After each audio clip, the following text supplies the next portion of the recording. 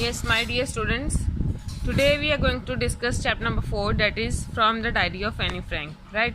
And it has been written by Anne Frank.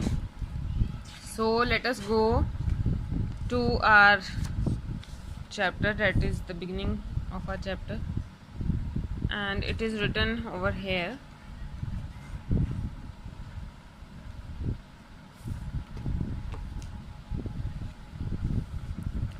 Writing in a diary is really strange experience for someone like me. तो Anne Frank जो है वो क्या कह रही है कि राइटिंग जो है मेरे लिए बहुत एक स्ट्रेंज एक्सपीरियंस है, एक अजनबी से एक्सपीरियंस है। किसके लिए? एक मेरी जैसी लड़की के लिए। Not only because I have never written anything before, इसलिए नहीं क्योंकि मैंने पहले कभी नहीं लिखा, but also because it seems to me that later on neither I nor anyone else will be interested in the musings of a 13-year-old school girl।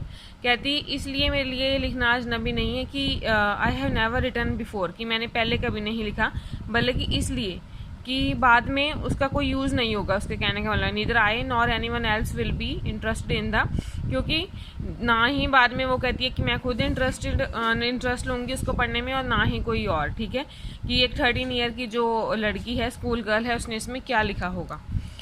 Oh well it does not matter, लेकिन वो कह रही है कि मेरे लिए ये matter नहीं करता। आई फील लाइक राइटिंग, मुझे लिखना है, मेरा मन है कि मैं लिखूं। And I have an even greater need to get all kinds of things off my chest. और वो क्या कहती है कि क्यों लिखना चाह रही है वो? I feel like writing and I have an even greater need. वो लिखना चाहती है, और क्यों लिखना चाहती है? क्योंकि उसको बहुत ज़रूरत है कि जो उसकी जो चेस्ट पे, मतलब जो उसके दिल पे जो चीज़ें हैं उनको वो पेपर पे लिख सके। ठीक है, यानी कि वो जो भी उसके दिल में कुछ है वो उसको किसी ना किसी तरीके से बाहर निकालना चाहती है। तो उसने क्या चुना? Form of diary. Paper has more patience than people, और क्यों उसने डायरी ही चूज़ की? क्योंकि पेपर में ज़्यादा पेशेंस होता है। पेशेंस आपको पता ही है कि बर्दाश्त करने की शक्ति जो होती है वो पेपर में, वो कहती है कि ज़्यादा है लोगों से। I thought of this saying on one of those days when I was feeling a little depressed and was sitting at home with my chin in my hands, bored and listless, wondering whether to stay in or go out। ठीक है, तो वो कहती है कि I thought of this saying on one of those days. कब उसने इसके बारे में सोचा? ये वाली सेइंग जो हमें बताई गई है, paper has more patience than people when I was feeling a little depressed, जब मैं थोड़ा डिप्रेस फील कर रही थी, and was sitting at home, और मैं अपने घर पे बैठी हुई थी। कैसे? यानी कि एक बहुत ही डिप्रेसिंग मोड में, सैड मोड में। उसके जो उसका फेस था, वो उसके चिन थी, वो हैंड्स में था, और वो बोर्ड थी और लिस्टलेस थी, मतलब शी वॉज नॉट मूविंग। क्या वंडर कर रही थी? वॉज ब्रूडिंग, और मतलब ऐसी बहुत लिस्टलेस सी थी, कोई उसमें ऐसा लग रहा था कि मेरे में एनर्जी नहीं थी। Yes, paper does have stay in or go out, wondering whether to stay in or go out. वो क्या सोच रही थी कि क्या मैं मतलब अंदर रहूं, घर के अंदर ही स्टे करूं, या फिर मैं बाहर जाऊं। Finally I stayed where I was, तो फाइनली मैंने वही स्टे किया, यहाँ पे मैं थी। ठीक है, ब्रूडिंग, वहीं पे मैंने लिखना शुरू कर दिया, मतलब कैसे ना कैसे अपने आप को वहीं पे टाला। Yes, paper does have more patience, तो उसने क्या कंक्लूजन निकाला कि पेपर में ज़्यादा पेशेंस होता है। Since I am not planning to let anyone else read the stiff backed notebook grandly referred to as a diary। वो कहती है कि I am not planning to let anyone else read. ठीक है, मैं ये प्लान नहीं कर रही कि और कोई इसको पढ़े। ये जो स्टिफ बैक नोटबुक है, यानी कि जो उसका कवर है जो स्टिफ है, ठीक है, स्टिफ होता है जो हार्ड हो, ठीक है, तो इसको हम कैसे रेफर करते हैं? ये जो चीज़ वो चाहती है कि कोई और ना पढ़े, वो है diary. Unless I should ever find a real friend, कहती कब तक कोई ना पढ़े? जब तक कोई मुझे रियल फ्रेंड ना मिले। अगर कोई रियल फ्रेंड मिल जाएगा तो वो पढ़ जाए, लेकिन not anyone else. It probably want make a little bit of difference, तो वो कहती है कि इससे मेरी लाइफ में कोई डिफरेंस नहीं आएगा। Now I am back to the point that prompted me to keep a diary in the first place. तो वो कहती है कि अब मैं उसी पॉइंट पे आ जाती हूँ जिस चीज़ ने मुझे उकसाया, किस बात के लिए कि मैं एक डायरी रखूँ। ठीक है, वो क्या है? I don't have a friend, वो ये है कि उसका कोई फ्रेंड नहीं है। ठीक है, इस चीज़ के लिए उसने फिर उसने जो है उसका ऑप्शन जो उसने ढूंढा है वो क्या है? Diary writing. Let me put it more clearly, कहती है अब मैं इसको और क्लियरली आपको बता दूँ। Since no one will believe that a 13-year-old girl is completely alone in the world, कहती ये मैं आपको ऐसे क्लियर करना चाहती हूँ कि ये कोई बिलीव नहीं करेगा कि एक जो 13-year-old गर्ल थी, 13 ईयर्स की उसकी एज थी, उस गर्ल वो बिल्कुल अकेली थी इस वर्ल्ड में, ठीक है। नो आई एम नॉट, वो कहती कि ऐसा मेरे साथ बिल्कुल नहीं था कि मैं अकेली नहीं हूँ। I have loving parents and a 16-year-old sister, तो कहती है कि मेरे पास बहुत प्यारे से पेरेंट्स भी हैं और मेरी 16 ईयर की ओल्ड सिस्टर भी है, यानी कि उससे बड़ी एक उसकी सिस्टर भी है। And there are about 30 people I can call friends, और कितने लोगों को वो कहती है कि मैं फ्रेंड्स पुकार सकती हूँ, 30 लोग, यानी कि 30 लोग। फिर वो क्या कहती है, आई हैव अ फैमिली, मेरे पास फैमिली है, लविंग आंट्स हैं एंड अ गुड होम, अच्छा घर भी है। No on the surface I seem to have everything, कहती है ऐसा है कि सरफेस पे, मतलब अगर एक ग्राउंड की मैं बात करूँ तो वहाँ पर मेरे पास सब कुछ है, except my one true friend, लेकिन मेरे पास क्या नहीं है, एक अच्छा दोस्त नहीं है, ठीक है, ये कह रही है यहाँ पे, except my one true friend, all I think about when I am with friends is having a good time, तो कहती है कि जब भी मैं अपने फ्रेंड्स के साथ होती हूँ तो मैं क्या सोचती हूँ कि मैं उनके साथ अच्छा टाइम स्पेंड कर सकूँ, ठीक है। I can't bring myself to talk about anything but ordinary everyday things, तो कहती है कि मैं उनके साथ कोई मतलब जैसी कोई पर्सनल बात नहीं कर पाती, बस वही जो नॉर्मल बातें होती हैं हर रोज़ की जो ज़िंदगी होती है उसके बारे में ही उनके साथ बोल पाती हूँ। We don't seem to be able to get any closer, और मैं उनके साथ और क्लोजर मतलब इससे क्लोज नहीं हो पा रही कि मैं उनके साथ कुछ शेयर करूँ, एंड दैट्स द प्रॉब्लम, और यही मेरे साथ दिक्कत है। Maybe it's my fault, maybe ये मेरे में फॉल्ट है, that we don't confide in each other, कि हम एक दूसरे में बिलीव नहीं कर पा रहे। In any case that's just how things are, किसी भी केस में ऐसी चीज़ें मेरे साथ अभी ऐसा ही चल रहा है, and unfortunately they are not liable to change, और अनफॉर्चुनेटली शायद ये चेंज होगा भी नहीं आगे। This is why I have started the diary, तो ये सारे रीजन्स हैं कि मैंने डायरी क्यों स्टार्ट की। To enhance the image of this long awaited friend in my imagination, तो कहती है कि इसकी इमेज को सुधारने के लिए, जो इसका एक मतलब जो आपको इमेज इसकी नज़र आई, जो उसने सोचा है बहुत टाइम से कि हाँ इसको मैं ऐसे डायरी को फ्रेंड बनाऊंगी, उसकी इमेज को सुधारने के लिए जो उसने अपनी मतलब इसकी इमेजिनेशन में, अपनी इमेजिनेशन में ये चीज़ सोच रखी थी। I don't want to jot down the facts in this diary, तो इसको कहती है वो मैं कैसी डायरी बनाऊंगी, सिर्फ ये नहीं कि मैं उसमें पॉइंट्स जॉट डाउन करूँ, ठीक है। I don't want to jot down the facts in this diary the way most people would do, जैसे कि बहुत सारे लोग करते हैं कि बस पॉइंट्स जॉट डाउन कर दिए कि आज जैसे सिर्फ एक पॉइंट लिख दिया, बल्कि ये इलेबोरेटली लिखना चाहती है, ठीक है। But I want the diary to be my friend, मैं डायरी को अपना फ्रेंड मानना चाहती हूँ, and I am going to call this friend Kitty, और वो इस फ्रेंड को क्या कहेगी, किटी, ठीक है। ये इंपॉर्टेंट है, जो लाइन्स यहाँ पे अंडरलाइन है वो date are the most important ones, उनमें से क्वेश्चन बनते हैं, तो ये चीज़ें आप देख लीजिएगा, यहाँ पे किटी को अंडरलाइन कर लेना। Now let's proceed on our next page.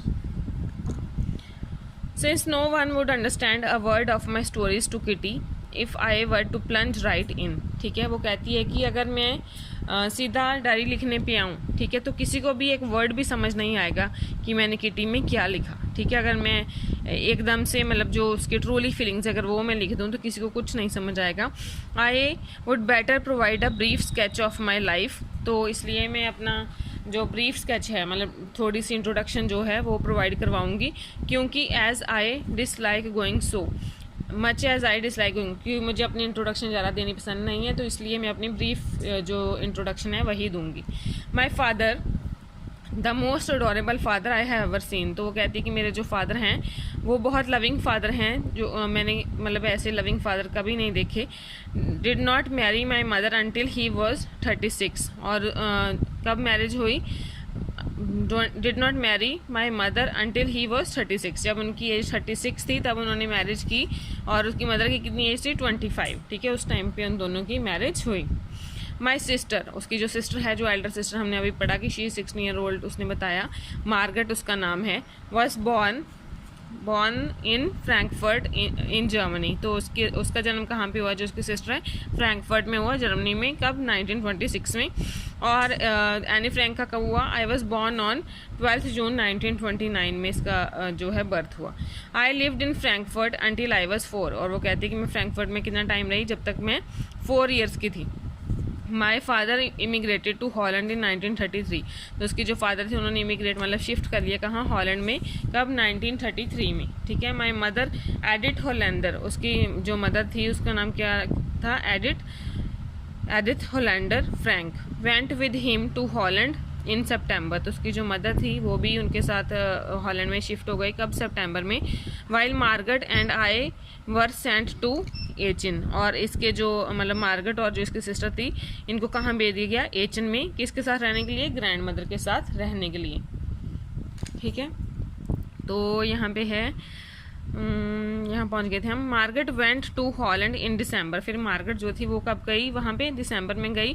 फिर एनी फ्रैंक ने उसको फॉलो करके कब गई वो? जनवरी में। एनी फ्रैंक फरवरी में गई। When I was plunked down on the table as a birthday present for Margaret. ठीक है। तो उसने अपने आप को क्या किया? When I was plunked down on the table as a birthday present के वजह से प्लंक किया उसने टेबल पे। किसके लिए? मार्गरेट के लिए। ठीक है। Then I started right away at the Montessori nursery school. तो उसकी जो स्कूलिंग थी वो कहाँ से शुरू हुई? मॉन्टेसरी नर्सरी स्कूल से। I stayed there until I was 6। और वो कब तक वहाँ पे रही? जब तक वो 6 ईयर्स की हो गई। ठीक है। तब तक वो वही स्कूल पे पढ़ी, मॉन्टेसरी नर्सरी पे। Eight which time started in the first form. तो फिर उसकी जो फर्स्ट क्लास थी वहाँ से उसने शुरू किया अपना स्कूल। और 6th फॉर्म में, 6th फॉर्म का यहाँ पे मीनिंग है 6th क्लास। ठीक है। My teacher was Mrs cuprous. तो 6th क्लास में उसकी टीचर कौन थी? मिसिस क्यूपरस, जो कि हेड मिस्ट्रेस थी। At the end of the year, साल के एंड पे, we were both in tears. वो दोनों ही टीयर्स में थे, दोनों ही बहुत रो रहे थे। Has we said a heartbreaking farewell. ठीक है। तो मतलब कि उनको जब एक दूसरे को छोड़ना पड़ रहा था तो दोनों को बहुत दुख हुआ। And they wept a lot. In the summer of 1941, summer of कब? कौन सी समर? 1941 की। ग्रैंड माँ फेल इल। जो ग्रैंड माँ थी वो बीमार हो गई। And to have an operation, and had an operation, और उनका ऑपरेशन हुआ। So my birthday passed with little celebration. ठीक है। तो मतलब उसकी जो ग्रैंड मदर थी वो बीमार हो गई, तो वो कहती कि मेरा जो बर्थडे था वो मतलब उसकी कोई ज़्यादा सेलिब्रेशन नहीं की गई इस वजह से। अब है ग्रैंड माँ डाइड इन जनवरी 1942। तो उसकी जो ग्रैंड मदर थी उनकी डेथ कब हुई? 1942 में। No one knows how often I think of her. कहती है ऐसा किसी को नहीं पता था कि मैं उनको कितना मिस करती थी, कितना उनके बारे में सोचती थी। एंड स्टिल लव हर, और मैं उनको अभी भी बहुत प्यार करती हूँ। This birthday celebration in 1942 was intended to make up for the other. ठीक है। तो वो कहती है कि ये जो बर्थडे सेलिब्रेशन था 1942 में, इसका मकसद कुछ और था। इसके लिए क्या था? And grandmother's candle was lit along with the rest. ठीक है। और बाकी सारी कैंडल्स के साथ एक कैंडल जो थी वो ग्रैंड मदर की भी उसमें लगाई गई। तो फिर अब आ जाते हैं यहाँ पे। The 4 of us are still doing well. कहती है जो हम 4 लोग हैं, मतलब उसकी सिस्टर और उसके फादर मदर और वो खुद, वो कहती है कि हम अभी भी बहुत अच्छा काम मतलब हमारी लाइफ बहुत अच्छी चल रही है। And that brings me to the present date. और यही दिन मतलब और ये चीज़ें मुझे आज प्रेजेंट डेट पे ले आई हैं। मतलब कि अभी प्रेजेंटली क्या है? 20 June 1942 and the solemn dedication of my diary. तो अब वो जो है डायरी में शुरू करने जा रही है। अब वो हमें अपनी जो पूरी उसकी स्टोरी है वो बताएगी। ठीक है। जो वो लिखना चाह रही है। तो अगर आपको ग्रैंड मदर के ऊपर क्वेश्चन आता है तो यहाँ से पता चलेगा कि she also lit 1 candle for her grandmother. तो इस चीज़ से हमें पता चलता है कि how much she loves her, और उसने ये भी बोला कि मैं उनको बहुत मिस करती हूँ। तो यहाँ से वो चीज़ आपको मिलेगी अगर इस पर क्वेश्चन बनता है। और अगर आपको उनके रिलेशन जो यहाँ पे पूछा जाए स्टार्टिंग वाले स्कूल में, तो आप इसका जो मिसेस क्यूपरस है इनका जिक्र करेंगे। ठीक है। This is all here. अब अगर हम आ जाए नेक्स्ट पेज पे, अब जो इम्पॉर्टेंट इंसिडेंट है जिसके ऊपर आपको क्वेश्चंस आएंगे वो यहीं से शुरू होता है बेसिकली। ठीक है। तो हम फटाफट कवर करते हैं इसको। डियरेस्ट किटी, डियरेस्ट किटी कौन है, उसकी डायरी का नाम है, आपको पता चली गया होगा अभी तक। Our entire class is quaking in its boots, उनकी जो सारी क्लास थी वो अपने बूट्स में शेकिंग विद फियर, ठीक है, क्वेकिंग का मीनिंग यहाँ पे लिखा हुआ है, shaking with fear and nervousness. तो कहते हैं हमारी जो सारी क्लास थी वो क्वेकिंग इन इट्स बूट्स, मतलब इधर उधर घूम रही थी बहुत ज़्यादा, क्योंकि वो इनकी जो क्लास थी वो बहुत ज़्यादा उसको डर लग रहा था, ठीक है, नर्वस थी बहुत। क्यों नर्वस थी, रीज़न क्या था, is the forthcoming meeting in which the teachers decide who will move up to the next form or who will be kept back. तो वो कहते कि क्यों नर्वस थे सारे, इधर उधर क्वैक क्यों कर रहे थे, इधर क्यों घूम रहे थे इतनी टेंशन में, क्योंकि उनकी ऐसी मीटिंग होने वाली थी जिसमें टीचर्स ने ये डिसाइड करना था कि अगली क्लास में कौन जाएगा और कौन से बच्चों को वापस इसी क्लास में रखा जाएगा, ठीक है। तो इसमें है half the class is making beds, और बहुत जो हाफ द क्लास थी मतलब आधे से ज़्यादा बच्चे वो इसी बात पे बेड्स लगा रहे थे। बेड्स आपको पता ही है कि शर्त लगाना जिसको हम बोलते हैं, ठीक है। तो GN and I laugh are sales silly at the stacked at the two boys behind us. तो कहते हैं कि जो जीएन लड़के का नाम है यहाँ पे, सॉरी लड़की का, GN and I laugh are sales silly at the two boys behind us. कहते कि मैं और जीएन जो थी वो बुरे तरीके से हंस रहे थे, क्योंकि जो मतलब ऐसा पागलों जैसा बर्ताव कर रहे थे कौन, जो उनके पीछे दो लड़के बैठे थे, सीएन एंड जैक्स। कौन कौन से लड़के थे वो, CN and Jacques, who have stocked their entire holiday savings on their bed, जिन्होंने की अपनी पूरी जो हॉलीडे की सेविंग थी वही अपनी बेड्स में लगा दी, ठीक है। फ्रॉम मॉर्निंग टू नाइट, सुबह से लेके शाम तक वो क्या बोल रहे थे, it's you are going to pass, कौन सी बात के ऊपर शर्त लगा रहे थे कि तुम पास हो जाओगे, नो आई एम नॉट, तो अगला कह रहा था कि नहीं मैं नहीं होऊंगा पास। फिर yes you are, no I am not, तो इसी बात के पीछे उनकी बैठ लगी जा रही थी, इसी बात के पीछे वो आर्ग्यूमेंट्स करे जा रहे थे कि तुम पास हो जाओगे, वो कह रहा है कि नहीं मैं नहीं होऊंगा। Even G's pleading glances and my angry outburst, तो जी जो थी यहाँ पे यही जीएन, वो रिक्वेस्ट कर रही थी बार बार कि तुम ऐसे मतलब चुप हो जाओ, ऐसे मत करो, और वो उनको रिक्वेस्ट भी कर रही थी बार बार कि ऐसे मत करो। और जो एनी फ्रैंक है वो कहती कि मैंने उनको गुस्से से भी घूरा लेकिन फिर भी वो चुप नहीं हुए।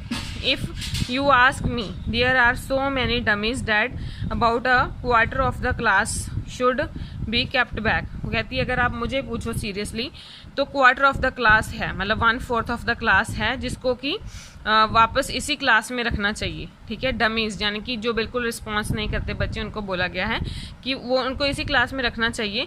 But teachers are the most unpredictable creatures on earth, लेकिन वो कहती हैं कि जो टीचर्स हैं उनको हम प्रिडिक्ट नहीं कर सकते, ठीक है, उनका रिस्पॉन्स हम एक्यूरेट गैस नहीं कर सकते कि वो ऐसा रिजल्ट देंगे या कैसा देंगे। तो उनको यहाँ पे उन्होंने बहुत unpredictable creatures on the earth बोला है, ठीक है। तो ये पेज ऑलमोस्ट, ये जो दोनों पेजेस हैं ये आपको बहुत अच्छे से लर्न करने पड़ेंगे, तभी you will be able to write your answers well. अब आगे देख लेते हैं। I am not so worried about my girlfriends and myself. तो कहते हैं कि मुझे ये टेंशन नहीं थी कि जो मेरे साथ लड़कियां फ्रेंड्स थी, ना ही मुझे अपनी टेंशन थी, हम तो ये कर ही लेंगे, वी विल मेक इट, यानी कि हम तो रिजल्ट क्लियर कर ही लेंगे। The only subject I am not sure about is maths, लेकिन सिर्फ जो सब्जेक्ट जिसकी मुझे टेंशन नहीं, मतलब जिसमें मुझे श्योरिटी नहीं थी कि मैं पास हो जाऊंगी या नहीं, वो कौन सा था, maths. Anyway all we can do is wait, लेकिन हम क्या कर सकते थे, सिर्फ वेट ही कर सकते थे, सिर्फ इंतज़ार ही कर सकते थे। Until then we keep telling each other not to lose heart, और तब तक जब तक उनके टीचर आए नहीं तो वो एक दूसरे को क्या बोलते रहे कि तुम्हें दिल नहीं छोड़ना, ठीक है, तुम्हारा रिजल्ट अच्छा आएगा, यही सब बोल रहे थे एक दूसरे को। फिर है I get along pretty well with all my teachers. वो कहते हैं कि मेरे सारे टीचर्स के साथ बहुत अच्छे से बनती थी। देयर आर 9 ऑफ देम, ठीक है, और कितनी उसके टोटल टीचर्स थे 9, जिसमें से 7 मैन थे, ठीक है, जो मेल टीचर्स थे वो 7 थे और 2 जो थी वो फीमेल थी। तो mister Keesing the old fogey who teaches maths, old fogey means old fashioned person, ठीक है, ट्रेडिशनल जैसे आप बोल लो। तो एक जो उनमें था वो मिस्टर कीजिंग थे, ठीक है, ये आप अच्छे से इन करेक्टर को पढ़ लिया, अब आगे इनकी पूरी स्टोरी ही चलेगी। Mister Keesing old fogey who teaches maths, जो उसको मैथ्स पढ़ाते थे और मैथ्स में वो वीक थी, ये आपको याद रखना है। वॉज एनॉयड विद मी, वो उसके साथ बहुत इरिटेट रहते थे, ठीक है, काफ़ी टाइम से। Because I talk so much. क्यों इरिटेट रहते थे? क्योंकि वो बहुत ज़्यादा बोलती थी। कौन बोलती थी? Anne Frank. After several warnings, बहुत सारी वार्निंग्स के बाद उन्होंने क्या किया? ही असाइंड मी एक्स्ट्रा होमवर्क। तो बहुत सारी वार्निंग्स के बाद वो कहती है कि उन्होंने मुझे क्या किया? एक्स्ट्रा होमवर्क दे दिया। ठीक है। एंड ऐसे ऑन द सब्जेक्ट, ऐसे दे दिया लिखने को, सब्जेक्ट के ऊपर। क्या टॉपिक दिया? अ चैटर बॉक्स। ठीक है, ये आपको याद रखना है कि फर्स्ट टाइम इन्होंने कौन सा टॉपिक दिया था? A chatterbox. ठीक है, a chatterbox, what can you write about that? ठीक है, तो वो अपने सोच रही है खुद ही कि हम इसके ऊपर क्या लिख सकते हैं चैटर बॉक्स के ऊपर। चैटर बॉक्स होता है जो बहुत बातें करे। ठीक है, I would worry about that later I decided. तो उसने सोचा कि इसके बारे में तो मैं बाद में टेंशन लूंगी। आई jotted down the title in my notebook. तो उसने जो हेडिंग था, जो टीचर ने बोला कि ये वाला हेडिंग तुम लिख लो, ये उसने अपनी नोटबुक में लिख लिया और उसको अपने बैग में रख लिया। And try to keep quiet, और उसने चुप करके बैठने की कोशिश की। अब है that evening after I had finish the rest of my homework. उस इवनिंग में, उस शाम को जब उसने अपना सारा होमवर्क कर लिया, फिनिश कर लिया, तो नोटबुक अबाउट द ऐसे कॉट माई आई। ठीक है, तो जिस नोटबुक में उसने हेडिंग लिखा था ऐसे का, वो उधर उसका ध्यान पड़ा। तो फिर क्या हुआ? I began thinking about the subject while chewing the tip of my fountain pen. तो वो कहती है कि फाउंटेन पेन की टिप चबाते हुए मैंने सोचना शुरू किया कि इस टॉपिक को मैं कैसे लिख सकती हूँ। Anyone would ramble on and leave big spaces between the words. वो कहती है कि कोई भी इस पर अगर मैं कहूँ कि कुछ भी लिख दूँ तो वो तो कोई भी कर लेगा, और मैं इसको भर भी दूंगी बड़ी बड़ी स्पेसेस बीच में छोड़ के। ठीक है, वर्ड्स के बीच में बहुत सारी स्पेस छोड़ के, तो मैं अपना काम खत्म करना हो तो ऐसे भी कर सकती हूँ। फिर है but the trick was to come up with convincing arguments. लेकिन मेरा ट्रिक क्या था कि अच्छे आर्ग्यूमेंट्स में लेके आऊँ। कन्विंसिंग मतलब कि मैं बिलीव करवा सकूँ उनको कि ये चीज़ सही है। ठीक है, इस वे में वो लिखना चाह रही थी। तो वो कहती कि मेरा मानना ये था कि मैं उस पर कन्विंसिंग आर्ग्यूमेंट्स लेके आऊँ, ताकि मैं इस चीज़ की नेसेसिटी कि हमें बोलना कितना ज़रूरी है वो चीज़ मैं प्रूव कर सकूँ। ठीक है, इस पर कुछ जेन्युइन लिख सकूँ। वो इसका जो बिहाइंड द आइडिया उसके माइंड में ये था। आई थॉट एंड थॉट, उसने बहुत ज़्यादा सोचा। And suddenly I had an idea, तो उसको एकदम से मतलब आइडिया आया। I wrote the 3 pages mister Keesing had assigned me. तो जो मिस्टर कीजिंग ने उसको दिया था टॉपिक, उसके ऊपर उसने 3 पेजेस लिख डाले। एंड वॉज सेटिस्फाइड, और वो कहते कि फिर मैं सेटिस्फाइड थी कि मैंने जो भी लिखा वो सही लिखा। I argued that talking is a student trait and that I would do my best to keep it under control. और उसने क्या लिखा आर्ग्यूमेंट्स में कि जो बातें करना है वो एक स्टूडेंट का ट्रेट है, रूल है एक स्टूडेंट का, मतलब उसके जो ये उसका अधिकार है कि वो बातें कर सके। ठीक है, स्टूडेंट का। और उसने कहा कि मैं पूरी कोशिश करूंगी कि अब से मैं इसको अपने कंट्रोल में रखूं, कि मैं ज़्यादा ना बोलूं। ठीक है, मैं अपनी बातों को मतलब जो बोलना है वो मैं कंट्रोल कर सकूं। तो उसके बाद हम नेक्स्ट पेज पे आ जाते हैं अब। But that I would never be able to cure myself of the habit since my mother talked. लेकिन वो कहती है कि अगर मैं कहूँ कि मैं पूरी तरह से इसको मतलब क्योर कर लूँगी, कि हाँ मैं इसको पूरी तरह से सुधार लूँगी, तो ये नहीं हो सकता, क्योंकि जो मेरी मदर थी वो भी बहुत बोलती थी। ठीक है, और मेरी जो आदत है वो मेरी मदर की तरह है, और there is not much you can do, और इसके ऊपर आप भी कुछ नहीं कर सकते, क्योंकि ये एक इनहेरिटेड ट्रेट है। इनहेरिटेड ट्रेट होता है जो आपको अपने पेरेंट्स से मिलती हैं। ठीक है, इनहेरिटेड मतलब जैसे ही आपका जन्म हुआ तो जो ट्रेड्स आपको अपने पेरेंट्स की वजह से मिलती हैं उनको हम इनहेरिटेड ट्रेड्स बोलते हैं। क्वालिटीज़ फिजिकल और मेंटल दोनों ही आ जाती हैं इसमें। That one gets from one's parents. फिर है Mr Keesing had a good laugh at my arguments. तो जब उसके जो आर्ग्यूमेंट्स थे ये वाले, ये मिस्टर कीजिंग ने पढ़े तो वो बहुत हंसे, बहुत खुश हुए। But when I proceeded to talk my way through the next lesson, लेकिन जब मैंने यही चीज़ अपने नेक्स्ट लेसन के थ्रू कंटिन्यू करी, ठीक है, ही असाइंड मी सेकंड ऐसे। तो उन्होंने मुझे क्या कर दिया? सेकंड ऐसे दे दिया अब उसको। अब इसका टॉपिक भी आपको याद रखना है कि सेकंड ऐसे में उसको कौन सा टॉपिक दिया गया था। This time it was supposed to be on. तो इस टाइम कौन सा टॉपिक मिला? An incorrigible chatterbox. Incorrigible का मतलब होता है जिसको आप किसी भी वे से सही नहीं कर सकते, करेक्ट नहीं कर सकते। इनकोरिजिबल चैटर बॉक्स मतलब कि एक ऐसा जैसे उसने एनी फ्रैंक को रेफर करते हुए कहा है कि तुम एक ऐसी लड़की हो जिसको कोई भी करेक्ट नहीं कर सकता, कोई भी ठीक नहीं कर सकता, यानी कि बोलने से ज़्यादा कोई नहीं हटा सकता। I handed it in and Mr. Casing had nothing to complain about for 2 whole lessons। ठीक है, तो कहती कि मैंने उसको भी हैंड ओवर किया, तो और फिर मिस्टर केजिंग के पास बोलने के लिए, कंप्लेन करने के लिए 2 होल लेसन्स में कुछ भी नहीं था, मतलब 2 लेसन्स तक उन्होंने कुछ नहीं बोला। होवेवर ड्यूरिंग 3rd लेसन, फिर से जब उनका 3rd लेसन था, आप 3rd पीरियड इसको कह सकते हैं, तो he would finally had enough, तो तब मतलब फिर से उनका बहुत हो गया था, वो थक चुके थे। Anne Frank as punishment for talking in class, कि अब वो कह रहा है कि एज अ पनिशमेंट, कि तुम बहुत बातें करती हो क्लास में, तो एज अ पनिशमेंट कि तुम क्लास में बोलती हो, तो तुम्हें क्या करना होगा, राइट एन ऐसे, तुम लिखोगी ऐसे किसके ऊपर, quack quack quack said mistress chatterbox. ठीक है, तो राइट एन ऐसे एंटाइटल्ड, जो क्या किसके ऊपर उसको लिखना है, वैसे क्वैक क्वैक क्वैक। ठीक है, तो ये चीज़ है। उसके बाद है, यहाँ पे आ जाओ आप, द क्लास रोड, क्लास ने बहुत ऊंची ऊंची बोलना शुरू कर दिया, शोर मचाया एकदम से बहुत। तो I had to laugh though I had nearly exhausted my ingenuity on the topic of chatterboxes बॉक्सेस। तो कहते कि मैंने भी हंसना शुरू कर दिया, जबकि मैं जो अपनी इंजेनिटी थी, मतलब जितना मैं ओरिजिनली लिख सकती थी उस टॉपिक के ऊपर, वो तो अब मैं पूरा लिख चुकी थी, अब मेरे पास इस पे लिखने के लिए और कुछ नहीं था। It was the time to come up with my something else, तो अब मुझे किसी और टेक्निक के साथ मतलब कुछ और नया करके दिखाना था उनको, मिस्टर कीजिंग। तो ठीक है, तो something original. My friend Saini, ठीक है, तो उसकी जो अब फ्रेंड थी Saini, who is good at poetry, जो कि पोइट्री में बहुत अच्छी थी, ठीक है, कविताएं लिखने में बहुत अच्छी थी। Offered to help me write the essay from beginning to end in verse, तो वो उसने उसको ऑफर किया कि चलो जो तुम्हारा ऐसे है उसको मैं वर्स फॉर्म में लिख दूंगी, यानी कि पोइटिक फॉर्म में लिख दूंगी, शुरू से लेके एंड तक। ठीक है, and I jumped for Joy, और जो एनी फ्रैंक थी वो बहुत खुश हो गई, वो कूदना शुरू हो गई खुशी के मारे। Mr Keesing was trying to play a joke on me with this ridiculous subject, तो जो मिस्टर कीजिंग थे वो कह रही कि वो मेरा मजाक उड़ाना चाहते थे, ये ऐसा रिडिकुलस, ऐसा भद्दा सब्जेक्ट देके, ऐसा भद्दा टॉपिक मुझे देके। I would make sure the joke was on him, लेकिन मैं ये बात श्योर कर दूंगी कि जो जोक है वो उन्हीं के ऊपर टूटे, ना कि मेरे ऊपर पड़े। ठीक है, तो अब है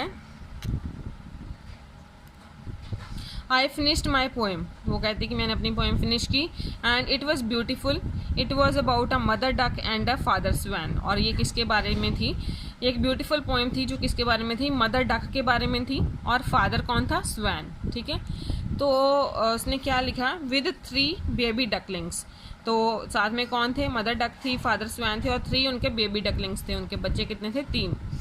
who were beaten to death by the father, जिनको कि फादर ने मतलब मार दिया, क्यों, because they quack too much, क्योंकि वो बहुत ज़्यादा क्वैकिंग करते थे। आपने देखा होगा जो डक के बच्चे थे वो कितना क्वैक क्वैक क्वैक क्वैक ऐसे बोलते रहते हैं। ठीक है, तो यही टॉपिक किसको मिला था, एनी फ्रैंक को मिला था।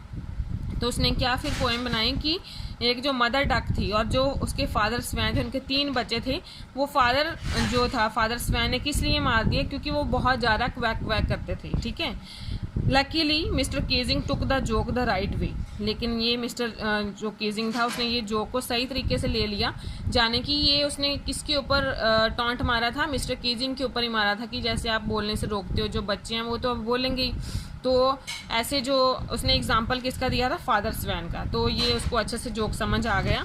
ही रेड